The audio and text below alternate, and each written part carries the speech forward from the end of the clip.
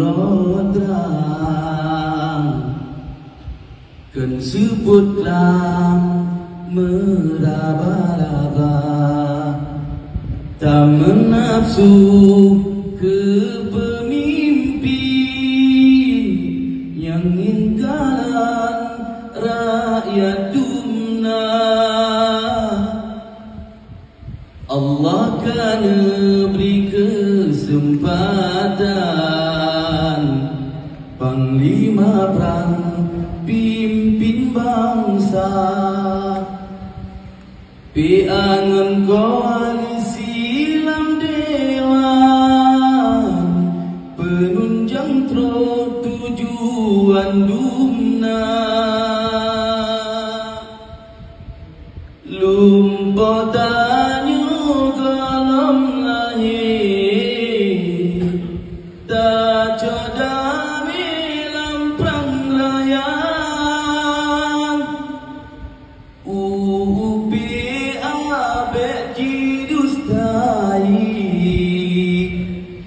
menghantarlah kelam merdeka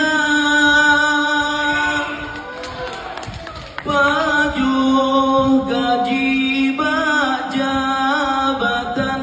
kan tujuan tanya dumna tapi rinyentuk pejuang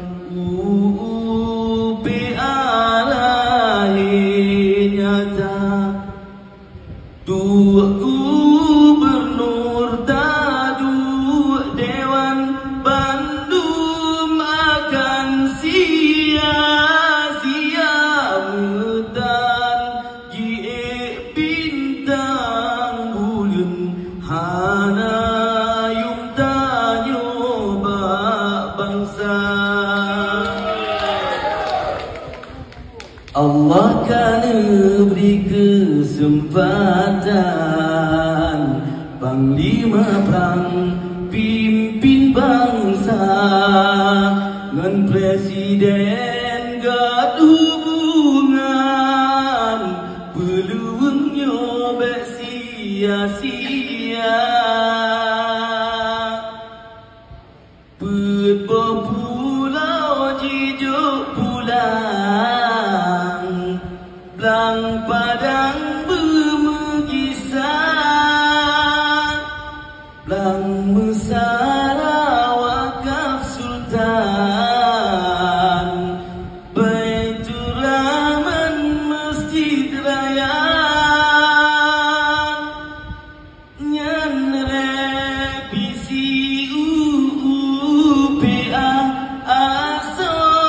dari gamngan lahir di dusta tanyo kawal saban sari nyo menghasil tak pejuang uke jaya kale menyonyotan uke susah hantar tebuang janjile menyonyotan susah halon tebuang melagule